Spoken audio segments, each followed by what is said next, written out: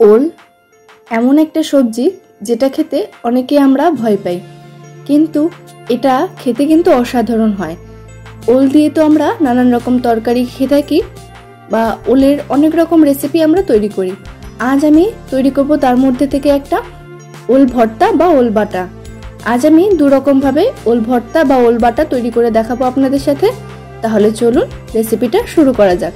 আর সাথে আছে আমি সুস্মিতা, আপনারা দেখছেন আমার চ্যানেল পালবাড়ির কিচেন। ওল ভর্তা তৈরি করার জন্য এখানে আমি নিয়ে নিয়েছি ওল। আমি ওলগুলোকে কেটে ধুয়ে নিয়েছি। নুন জলে একদম ভালো করে চটকে ধুয়ে নিতে হবে যাতে গলায় না লাগে। ভালো করে ওলটা ধুয়ে নেওয়ার পর আমি একটা পাত্রে জল বসিয়ে দিয়েছি, তাতে দিয়ে দিয়েছি 1 চামচ লবণ। এরপর জলটা একটু গরম হয়ে এলে আমি এর মধ্যে ওলগুলোকে দিয়ে দিলাম। এবার একটু নাড়াচাড়া করে ভালো করে ওলটাকে সেদ্ধ করে নেব। অনেকক্ষণ ধরে দেখুন ওলটা আমি সেদ্ধ করে নিয়েছি। কালো একটা জল বেরিয়েছে, এতে কিন্তু একটা কষ থাকে যেই সেটা বেরিয়ে যাবে আর গলা ধরার সম্ভাবনাও একদম থাকবে না। ওলটা খুবভাবে সুসেদ্ধ হয়ে গেছে, আমি নামিয়ে নিয়েছি। এবার একটু জলটা ঝরিয়ে নেব। ততক্ষণে আমি এদিকে একটা কড়াই বসিয়ে দিয়েছি, কড়াইতে দিয়ে দিচ্ছি সর্ষের তেল। এরপর আমি এর মধ্যে একটু রসুন আর কাঁচা লঙ্কা ভেজে নেব। রসুন আর কাঁচা লঙ্কাটা ভেজে নিতে হবে। প্রথমে দিয়ে দেবো এখানে স্বাদ মতন লবণ, সামান্য লবণ দিয়ে রসুন আর কাঁচা লঙ্কাটা আমি তেলের মধ্যে নেড়ে নেব। এতে কিন্তু ফ্লেভারটা খুব ভালো আসে। রসুন কাঁচা লঙ্কাটা যখন ভাজা প্রায় হয়ে আসবে সেই সময় দিয়ে দেবো কালো জিরে। 1 চামচ মতো কালো জিরে আমি এখানে দিয়ে দিয়েছি। এরপর রসুন, কালো জিরে আর কাঁচা লঙ্কা একসাথে 1 মিনিট মতো নাড়াচাড়া করে আমি গ্যাসের ফ্লেমটাকে অফ করে এটাকে ঠান্ডা হতে দেব। দেখুন ভাজা হয়ে গেছে। এরপর আমি নামিয়ে নিচ্ছি একটা বাটিতে।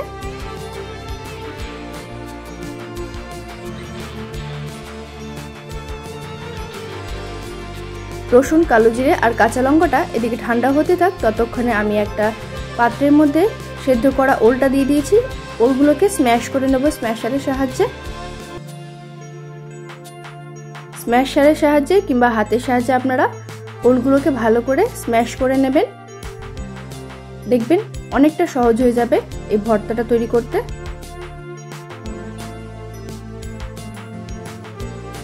সমস্ত ওলগুলো আমি স্ম্যাশ করে নিয়েছি।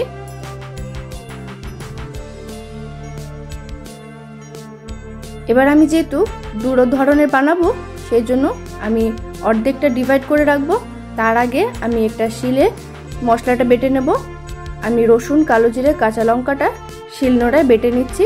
এটা আপনারা শিলনোড়ায় বেটে নেবেন, তাহলে কিন্তু এর ফ্লেভারটা বেশি ভালো আসবে। কিছু কিছু জিনিস শিলে বেটে তৈরি করলে কিন্তু তার স্বাদটা বেশি ভালো হয়। যেমন এইরকম বাটা ভর্তা এই টাইপের জিনিস তো আরো বেশি স্বাদ হয়। মশলাটা বাটা হয়ে গেছে।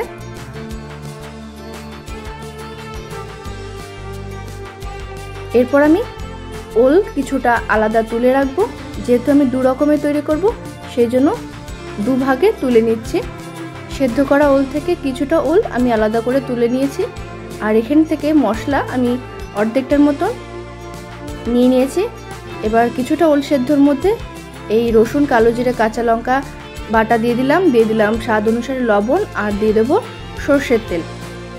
এরপর ভালো করে এটাকে মেখে নেব।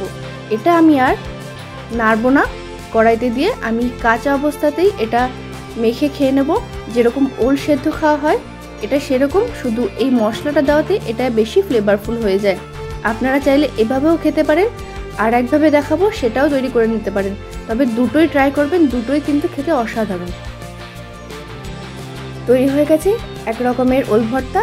সামান্য সর্ষের তেল ছড়িয়ে এটা আমি সার্ভ করে নিচ্ছি। এরপর বাকি ওলটুকু দিয়ে আর বাকি বাটা মশলাটা দিয়ে আমি ওলটাকে একটু মিশিয়ে নিচ্ছি ওর সাথে।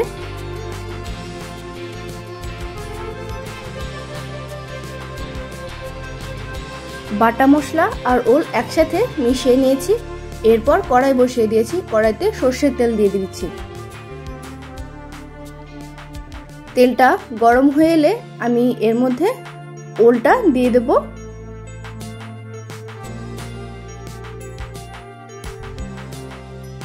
এরপর দিয়ে দেব হলুদ আর দিয়ে দেব স্বাদ অনুসারে লবণ। ব্যাস, আর কিছু এর মধ্যে ব্যবহার করব না। এরপর ভালোভাবে এটাকে 5-7 মিনিট নাড়তে থাকলেই তৈরি হয়ে যাবে আর এক রকমের ওল ভর্তা।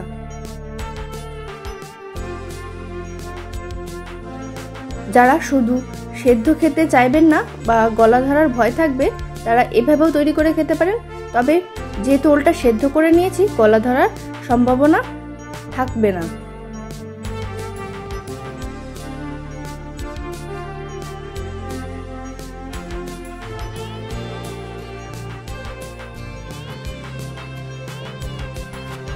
পাঁচ 7 মিনিট ধরে ওলটা দেখুন নাড়াচাড়া করে নিয়েছি, অনেকটাই ড্রাই হয়ে এসেছে।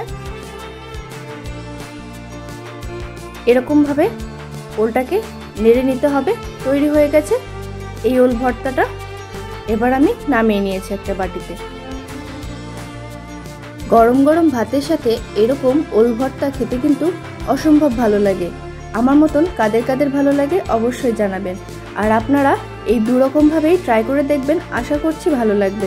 তাহলে আজকে আমার এই ওল ভর্তার ভিডিও আপনাদের কেমন লাগলো অবশ্যই একটা ছোট্ট কমেন্ট করে জানাবেন। ভালো লাগলে ভিডিওটিতে একটা লাইক করে দেবেন। আমার চ্যানেলটি সাবস্ক্রাইব করে পাশে থাকা বেল আইকনটা প্রেস করে দেবেন। তাহলে যখনই একটা ভিডিও আপলোড করব তার ইনস্ট্যান্ট নোটিফিকেশন আপনাদের কাছে পৌঁছে যাবে। ধন্যবাদ।